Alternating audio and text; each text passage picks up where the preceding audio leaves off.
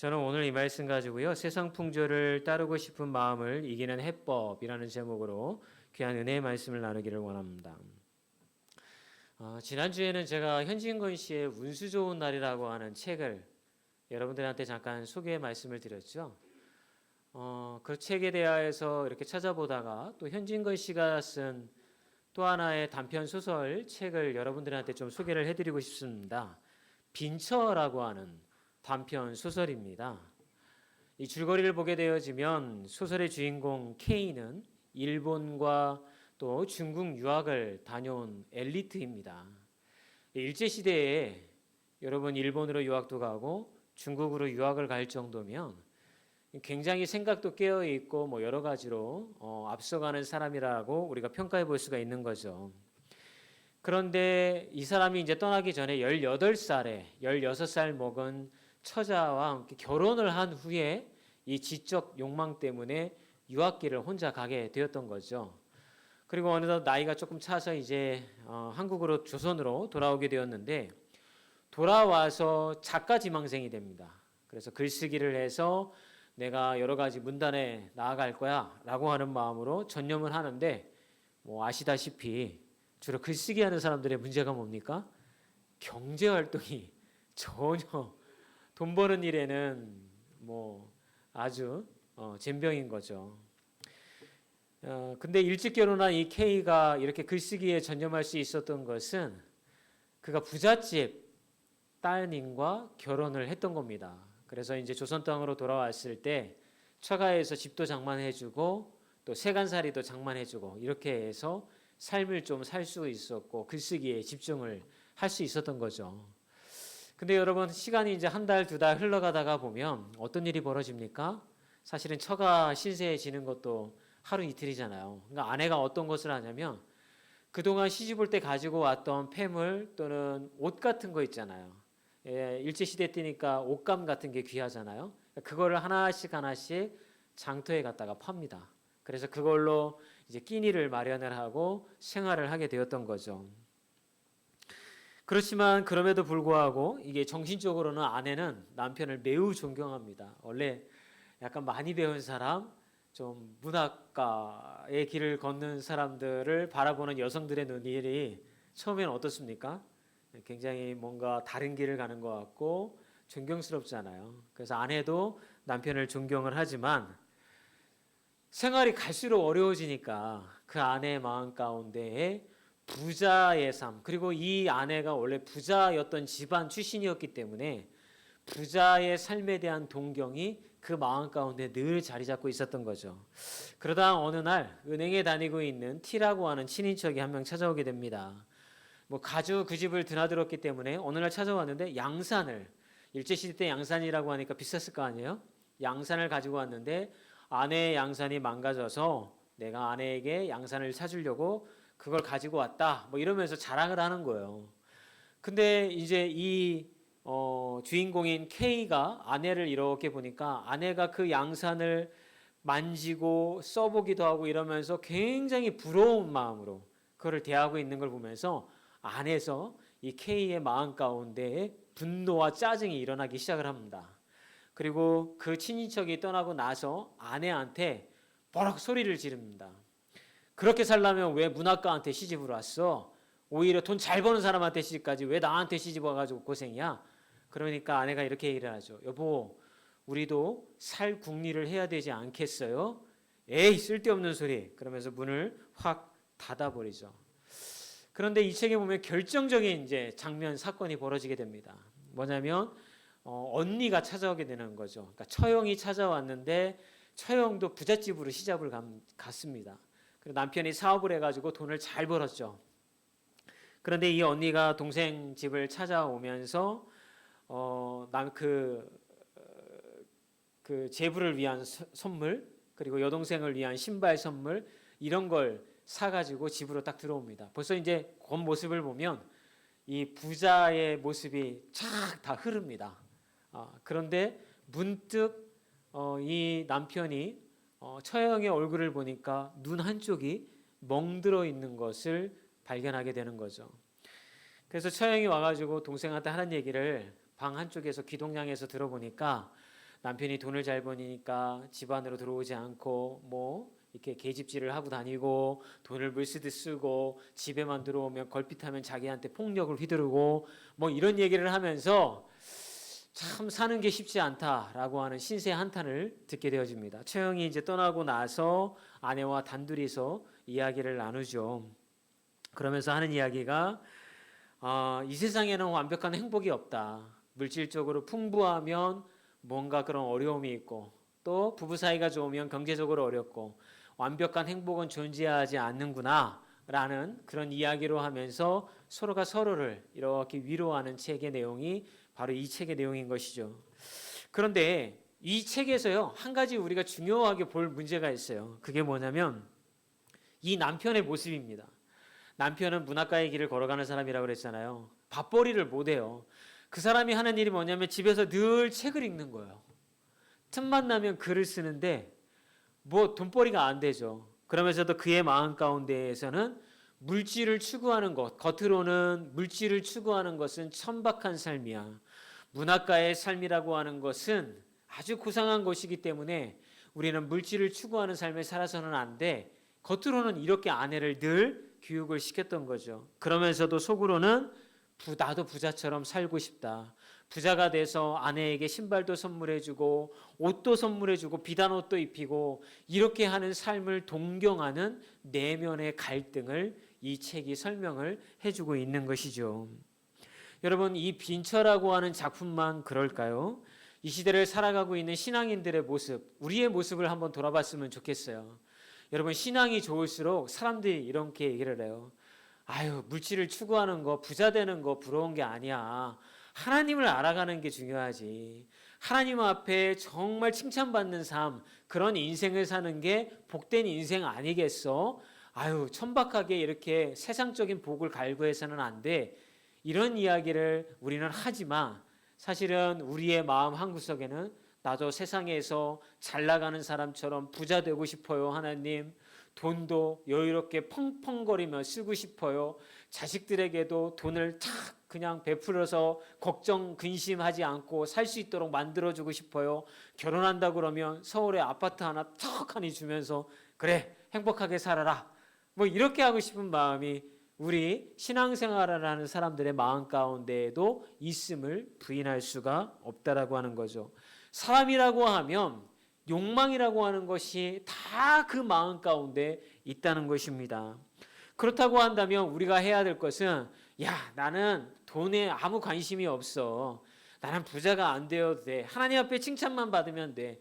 이렇게 자꾸 내면의 욕망을 부인하고 인정하지 않는 것이 아니라 인정해야 되는 거죠. 내 안에 내가 그런 욕망이 잠재되어 있구나. 나도 세상에서 떵떵거리고 부자들처럼 그렇게 잘 나가는 인생을 살고 싶구나라고 하는 욕망이 있다는 것을 여러분 인정해야 된다라고 하는 거예요. 그러면 여러분 그런 욕망을 따르지 않고 살아갈 수 있는 해법이 있다고 한다면 무엇이 있을까라고 하는 게 이제 우리의 질문이 되어져야 된다는 거예요.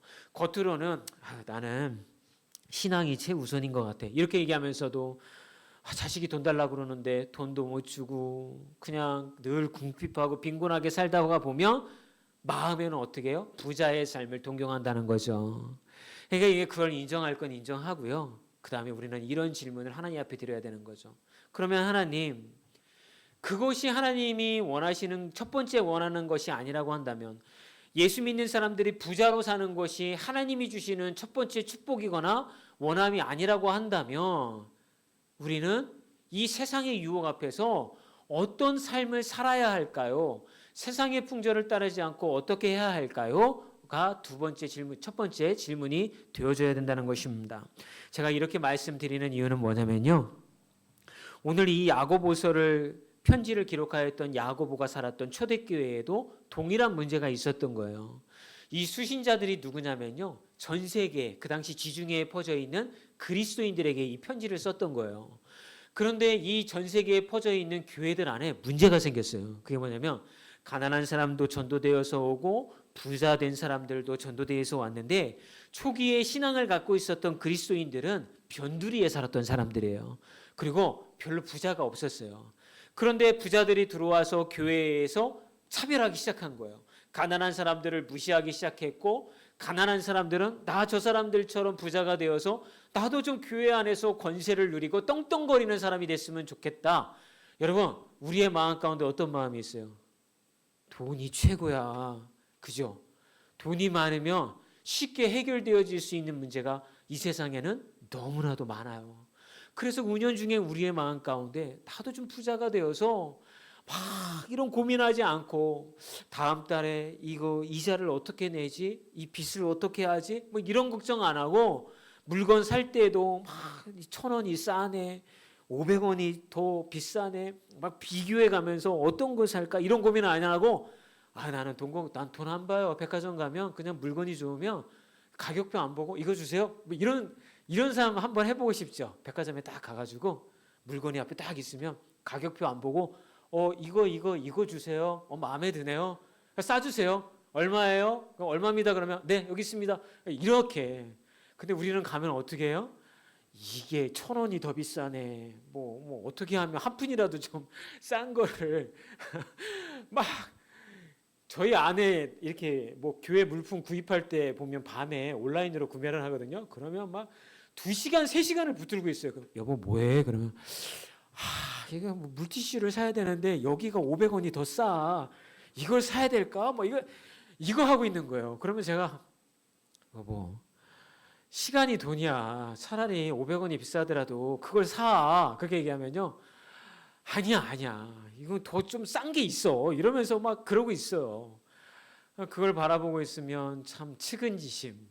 참 저렇게 살아야 되나. 뭐 그런 마음들이 있죠. 물론 이제 교회 물건이다 보니까 조금 더 싸게 좋은 물품을 구입하고자 하고 뭐 그뿐만이 아니죠. 집안에서 애들 물건 사줄 때도 마찬가지입니다. 근데 어쨌든 그러니까 이게 교회 안에 그런 문제들이 있었던 거죠. 부자들은 가난한 사람들을 차별하는 눈초리고 권세를 부렸고 가난한 사람들은 부자처럼 살고 싶은 마음이 있었던 거죠. 그래서 야고보가 이 편지를 쓰면서 여러분 하나님이 원하시는 건 여러분들이 부자가 되어지는 게 첫 번째 문제가 아니라 여러분 세상 풍조 따르지 아니하고 경건한 자로서 이 땅 가운데 살아가기를 원하는 거.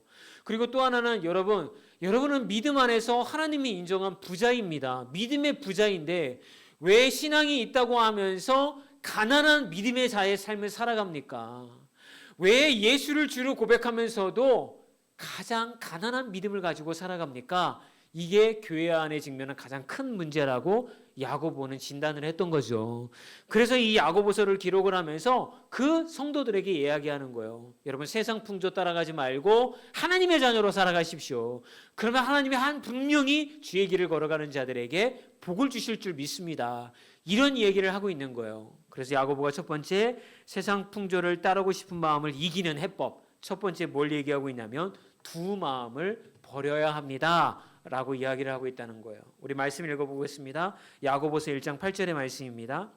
두 마음을 품어 모든 일에 정함이 없는 자로다. 이걸 표준 세번역으로 번역을 하면 이렇게 번역할 수가 있어요. 그는 두 마음을 품은 사람이요 그의 모든 행동에는 안정이 없습니다. 여러분 여기서 얘기하는 두 마음을 품는다는 것은 무슨 얘기일까요? 예수 믿어가지고서 영적으로도 예수님 앞에 칭찬받는 삶이 되어지고 싶고 또 예수 믿어가지고 세상적으로도 부자가 되어서 그렇게 살고 싶은 마음, 이 마음을 야고보는 두 마음이라고 표현하고 있다는 거죠.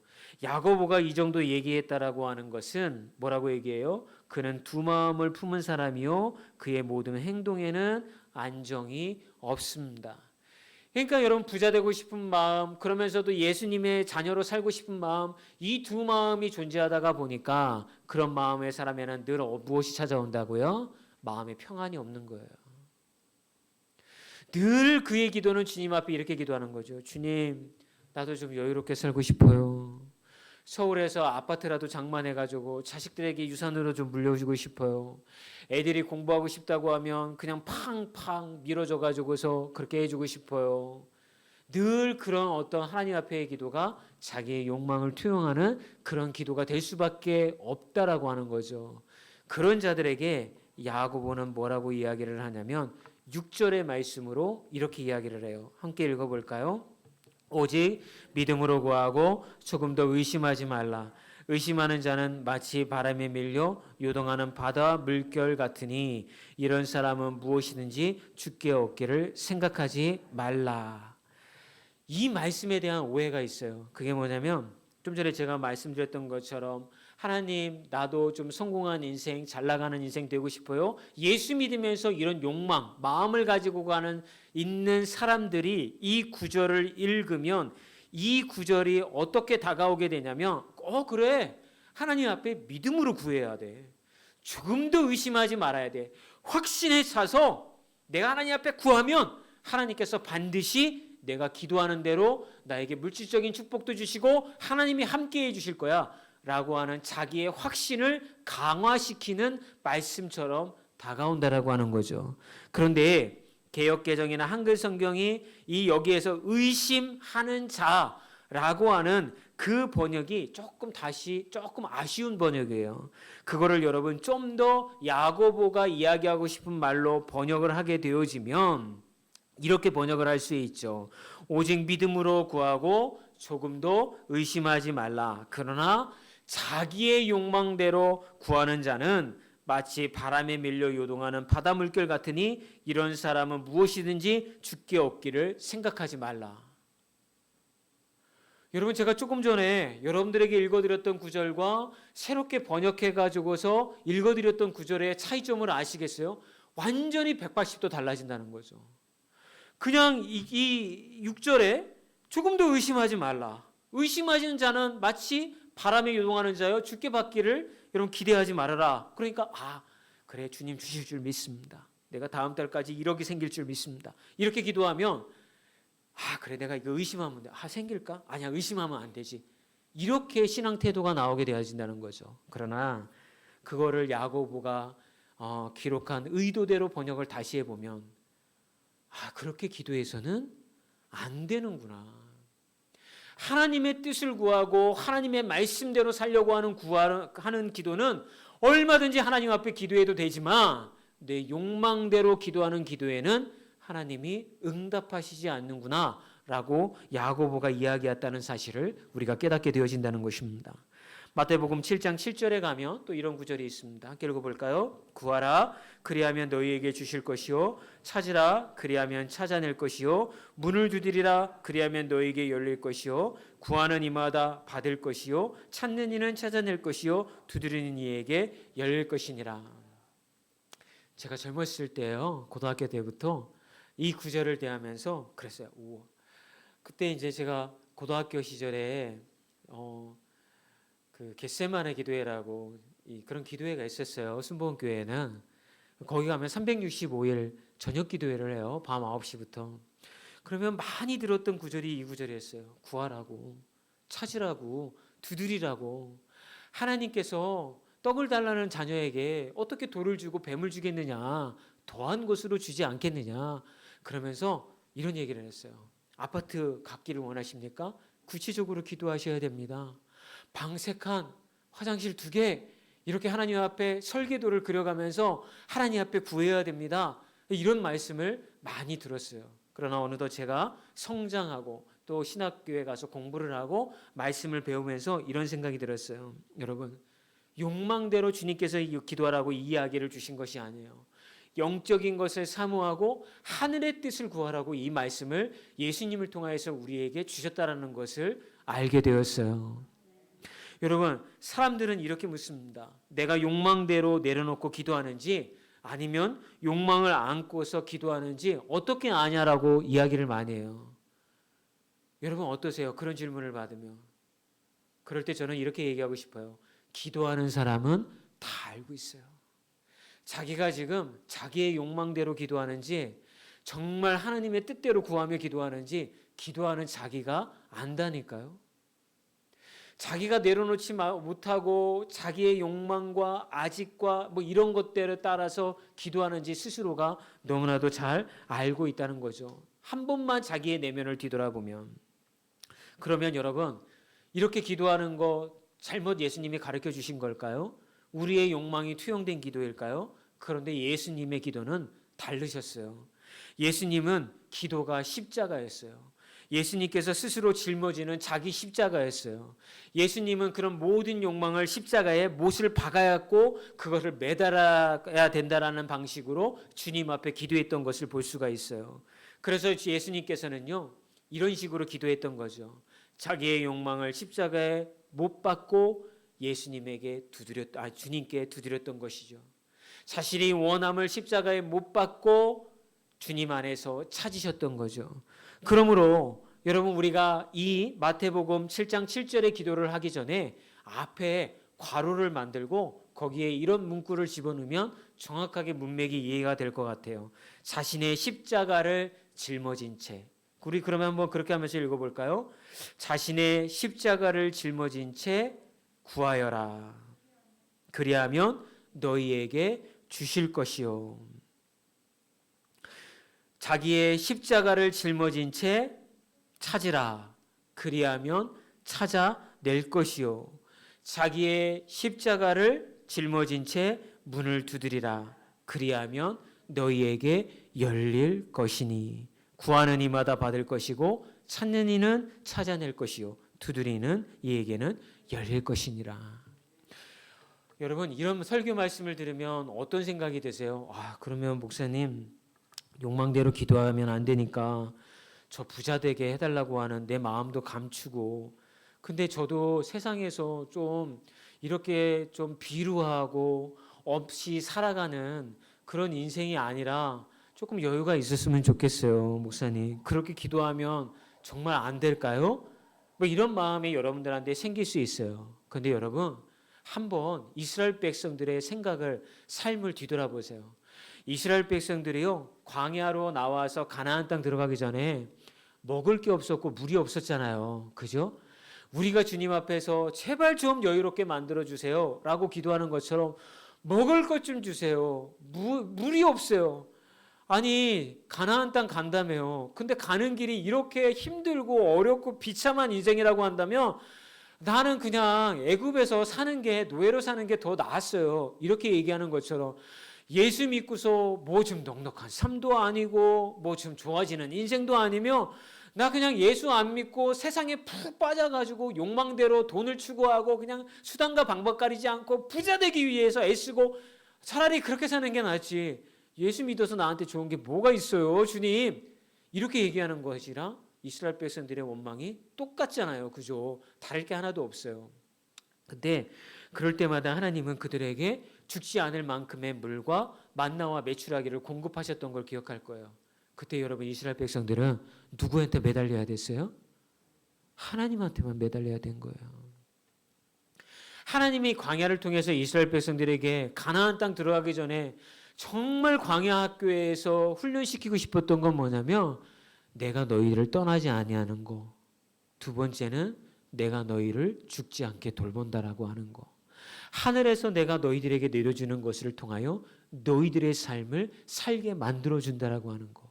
이거를 이스라엘 백성들에게 훈련시키고 가르쳐주고 싶었던 거예요.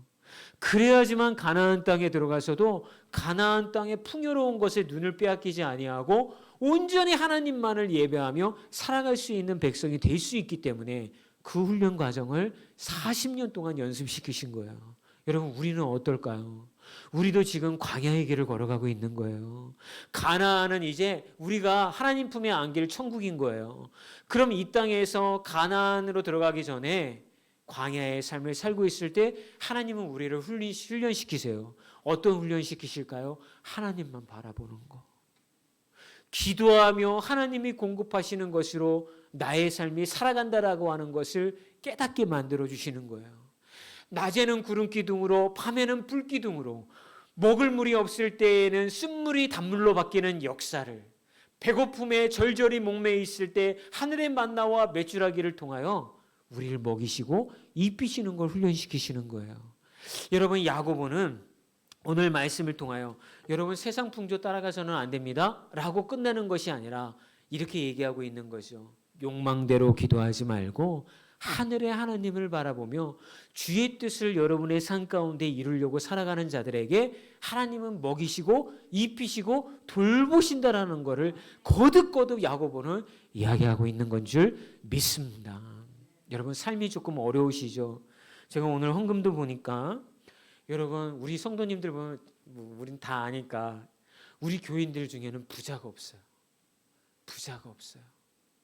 그런데도 불구하고 여러분들이 저는 우리 교인들의 가정이 어떻게 살아가고 계신지 사실은 잘 알고 있어요. 얼마나 힘들게 살아가고 계시는지를 잘 알고 있어요.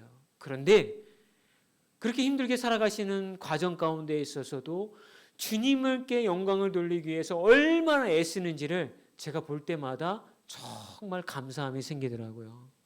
이렇게 수련회를 할 때마다 적은 금액이지만 그거를 나누려고 하세요.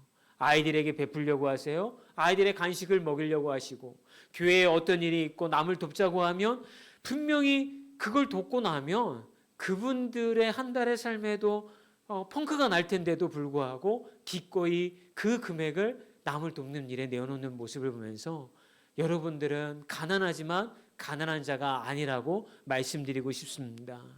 정말 야고보가 이야기했던 것처럼 교회 안의 문제는 뭐냐면 그들이 정말 하나님 앞에 복된 존재이고 믿음의 유산을 받았음에도 불구하고 눈은 세상으로 가 있으면서 가서 예수님께 예배드리러 와서 나 부자 되게 해주세요. 저렇게 세상 사람들처럼 잘 살게 해주세요.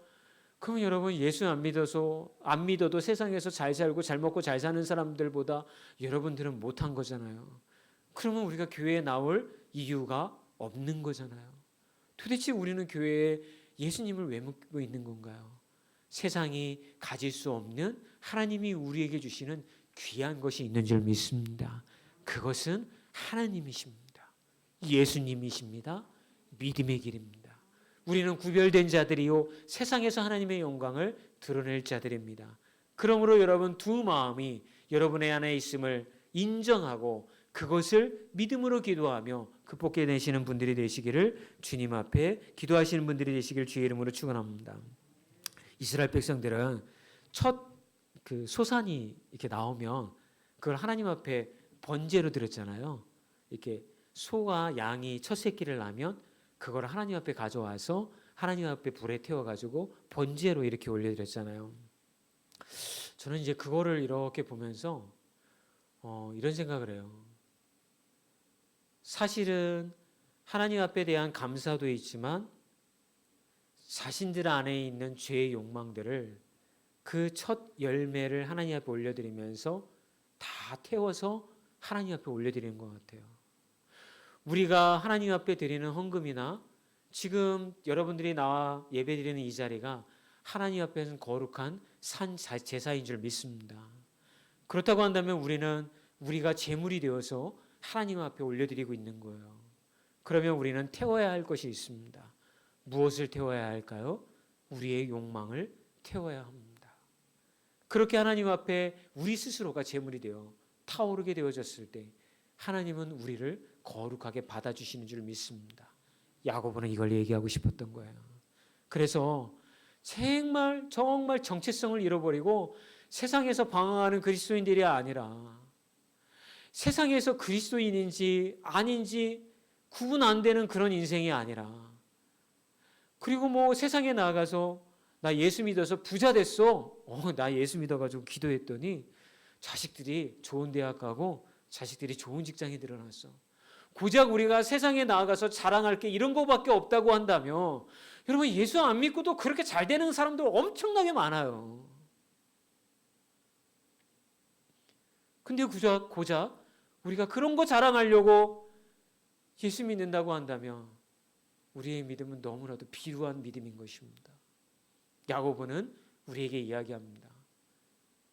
택함받지 못한 사람들은 받지 못한 하늘의 유산과 하나님께 예배를 드릴 수 있는 그 귀한 유산을 받았는데 여러분들은 왜 가난한 믿음을 가지고 살아가고 있습니까? 라고 말이죠.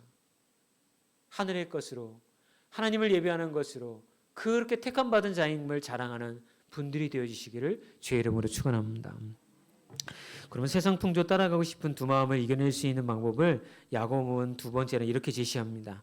하나님이 주시는 지혜를 구해야 한다고 얘기를 해요. 5절을 읽어볼까요? 너희 중에 누구든지 지혜가 부족하거든 모든 사람에게 후히 주시고 꾸짖지 아니하시는 하나님께 구하라. 그리하면 주시리라. 간증을 교회 안에서 참 많이 듣습니다. 그리고 우리가 유튜브를 보더라도 믿음에 간증한 사람들 많죠. 그런데 간증자들의 대부분의 이야기를 들어보면 이런 겁니다. 뭐 힘들게 살고 사업이 망하고 어렵게 살다가 하나님께 기도하였고 그랬더니 주님이 주신 복으로 완전히 역전이 되어서 물질적으로 풍요한 삶을 살았다. 성공한 인생이 되었다. 하나님이 기업으로 주셨다. 뭐 이런 간증을 많이 우리는 듣습니다. 그래서 그런 간증을 들을 때마다 우리는 이런 마음을 찾게 되는 것이죠. 나도 하나님 앞에 열심히 신앙생활해서 하나님 앞에 부자가 되어서 잘 섬겨야 되겠다. 그러면 하나님께서 나의 어떤 소망이나 그런 구함도 잘 들어주실 거야. 뭐 이런 어떤 결단을 쉽게 하게 되어지는 거죠. 그래서 5절의 말씀을 이렇게 해석을 합니다. 모든 사람에게 후히 주시고 꾸짖지 아니하시는 하나님께 구해라. 그러면 하나님이 너를 부자로 넉넉하게 살게 해 주실 것이다. 이렇게 해석을 하게 되어지는 거죠. 그러니까 너는 구해야 한다. 왜 구하지 않느냐? 그럼 이제 우리가 해야 될 게 뭐예요? 이렇게 해석을 하면 내일부터 여러분 뭐 하셔야 돼요? 제가 휴가가 있지만 교회 나와서 금식하며 기도하셔야 되죠. 금식하며 가슴을 치며 주여 나도 부자 되게 해주시고 인생이 좀 넉넉한 인생 되게 해달라고 하나님 앞에 작정하셔야 되지 않겠습니까? 그런데 여기서 야고보가 이야기하는 그 지혜는 부자가 되기 위한 지혜가 아닌 것입니다. 아까 말씀드렸던 것처럼 초대교회 안에서도 부자는 가난한 자를 멸시하고 가난한 자들은 부자의 삶을 동경하는 게 만연되어 있었다라고 말씀을 드렸죠. 그래서 야고보는 교회 안에서 자랑해야 할 것과 자랑하지 말아야 할 것을 구분해서 이야기를 합니다. 자, 야고보가 이야기하는 자랑해야 할 것과 자랑하지 말아야 할 게 뭐가 있을까요? 예레미야서 9장 23절에서 24절을 보면 그 좋은 예를 살펴볼 수가 있습니다. 읽어볼까요? 나 주가 이렇게 말한다. 지혜 있는 사람은 자기의 지혜를 자랑하지 말아라. 용사는 자기의 힘을 자랑하지 말아라. 부자는 자기의 재산을 자랑하지 말아라. 오직 자랑하고 싶은 사람은 이것을 자랑하여라. 나를 아는 것과 나 주가 긍휼과 공평과 공의를 세상에 실현하는 하나님인 것과 내가 이런 일 하기를 좋아한다는 것을 깨달아 알만한 지혜를 가지게 되었음을 자랑하여라. 나 주의 말이라. 여러분 뭘 자랑하라고 그래요? 하나님을 아는 거. 그리고 또 마지막으로 뭘 자랑하라고 그래요? 내가 이런 하나님이 세상의 공의와 공평과 긍휼을 실현하는 것을 좋아하신다는 것을 내가 깨달은 거. 그것을 자랑하라는 거예요. 예전에요.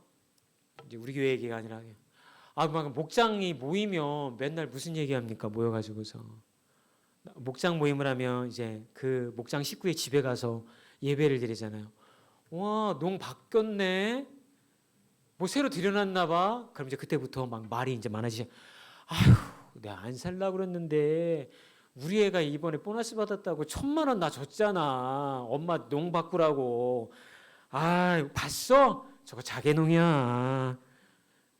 제가 조금 픽션을 가미해서 과장되게 설명했지만 여러분 우리의 마음에는요 늘 무언가 다른 사람에게 자랑하고 싶은 게 많은 거예요. 사람이 모이면 자랑하고 싶은 거예요. 여러분 목사님들이라고 다를까요? 목사님들도 모이면 자랑 많이 하세요. 근데 어떤 걸 자랑을 하실까요? 내가 요새 영혼 구원을 못했어요. 근데 하나님이 내 마음을 위로하시더라고요. 뭐 이런 거 자랑하지 않고요. 이번 달에 성도가 말이지 몇 명이나 늘었냐면 말이지. 우리 교회가 말이지 11조가 늘었는데 말이지. 우리가 이번에 건물 샀잖아. 힘든 가정 가운데 저라고 다를까요? 우리가 이번에 교회에 이전했는데 예배당이 얼마나 멋있어졌는지 말이지. 제 안에 이런 욕망들이 막 꿈틀꿈틀대서 목사님들 만나면 우리 교회 놀러 와보세요. 우리 교회 한번 와보세요. 제가 맛있는 차 대접할 거예요. 제 안에 뭐 때문에 그럴까요? 와서 보라고. 자랑하고 싶어가지고. 이런 그런 어떤 욕망들이 꿈틀대는 것을 제 안에서 보게 되어지는 거예요. 여러분, 그런데 성경은 뭐라고 얘기해요? 그런 것들을 자랑하지 말라고 그래요. 너희들이 자랑할 것은 무엇이냐? 하나님을 자랑해라. 그리고 너희들의 인생을 하나님이 인도해 주시고 있음을, 비록 내가 비루하고 비천한 삶을 살아간다 하더라도 내가 믿는 하나님으로 인하여 내가 지금 자살하지 않고 살아가고 있다는 것을 자랑해라. 하나님이 내 구원자 되시며 나의 삶의 주인 되심을 자랑해라. 그리고 그것을 내가 깨달았음을 자랑해라. 야고보는 이런 이야기를 예레미야서를 통해서 이야기하고 싶어 하는 것입니다. 그러므로 여러분, 교회에 오시면 낮아지고 겸손해지셔야 돼요. 자랑하고 싶은 거 왜 없겠어요. 그죠? 잘된 거 막 남한테 막 얘기하고 싶은 마음이 왜 없겠어요. 그죠? 근데 교회로 올 때는 하나님 앞에 기도하며 오는 거예요. 주여, 나의 잘됨을 드러냄을 통하여서 그렇지 못한 자들의 마음에 상처 입히지 않도록 제 욕망을 내려놓게 하시고 겸손함으로, 나 같은 존재에도 하나님이 이런 복을 주셨네 라고 하며 겸손한 마음으로 기도하며 오셔서 하나님을 이야기하며 교회에 왔을 때는 서로 이야기를 나눌 때 한 주간 동안 하나님이 나에게 이런 은혜를 주셨어. 정말 내가 마음이 힘들었는데 하나님 나 이렇게 위로해 주시더라고. 내가 막 마음이 힘들 때 집사님 생각나고 권사님 생각나더라고. 전화하고 싶었는데 전화 못했어. 오늘 얼굴 보니까 나 마음이 너무 지금 좋아. 여러분, 이런 고백들이 우리 교회 안에 많아졌으면 좋겠습니다. 그럴 때 우리 하늘드림 교회는 생명력이 있는 교회, 누구나 와도 위로받고 치유되고 회복되어서 욕망을 따라 살아가는 교회가 아니라 이 세상에서 생수와 같은 교회가 되어서 사람들이 쉼을 얻는 그런 교회가 되어질 줄 믿습니다. 여러분, 야고보는 사실은 축복이라는 것에 대하여서 9절에 11절에 대해서 자세하게 설명을 하고 있죠.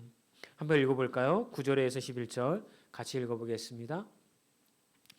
말씀 성경을 보면서 읽어볼까요?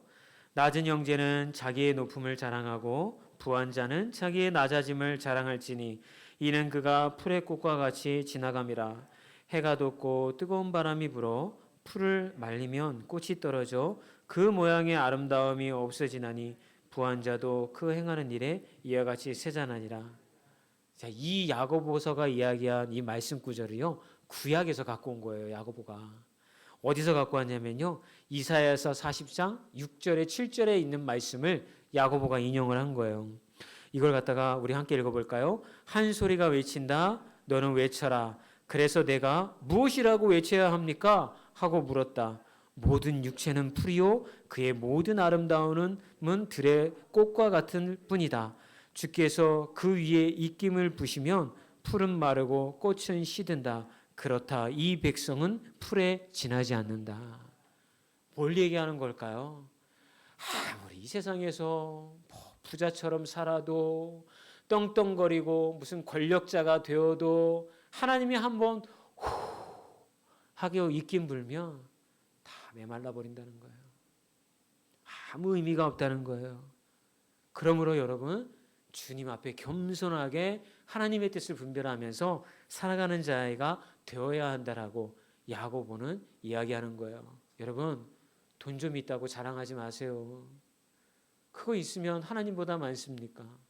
여러분, 차식 잘 될 때고 자랑하지 마세요. 하나님 앞에서 그것은 하나님이 한 번에 가져가실 수 있는 거예요. 이렇게 야고보가 교인들에게 이야기하고 있는 것입니다. 그러므로 여러분, 여기서 여러분 용기를 얻으셔서 하늘의 하나님을 바라보며 주의 뜻을 여러분의 삶에서 여러분이 아무리 힘들고 어렵게 살아가도 이 주의 뜻을 놓치지 아니하며 항상 기억하세요. 이스라엘 백성들을 죽이지 않으시는 하나님, 그리고 필요에 따라 그 고비를 넘어가게 하시고 먹이시고 입히시고, 그리고 아브라함을 불러내었고 이와 가나안 땅에 들어가야 할 요수아에게도 말씀하셨고, 하나님이 택한 백성들에게 하나님은 공통적으로 한 가지 약속하신 게 있어요. 뭐냐면 놀라지 말고 두려워도 하지 말고 내가 너와 함께함이라고 하는 거, 나의 의로운 손으로 너를 붙들어 주리라고 하는 거. 그러므로 너는 나를 바라보고 이 믿음의 경주를 포기하지 말라는 거. 이게 하나님이 마지막까지 그 약속해 주신 거예요. 혹시 요즘 신앙생활하면서 물질적인 문제 또는 여러 가지 삶의 고난으로 인해서 답답하신 분들이 있다고 한다면 이제 눈을 세상으로 여러분 비교하며 바라보지 아니하고 오늘 야고보가 이야기하는 이 거룩한 외침에 눈을 돌리셔서 거기서 위로를 얻고 믿음의 경주를 해나가시기를 주의 이름으로 축원합니다.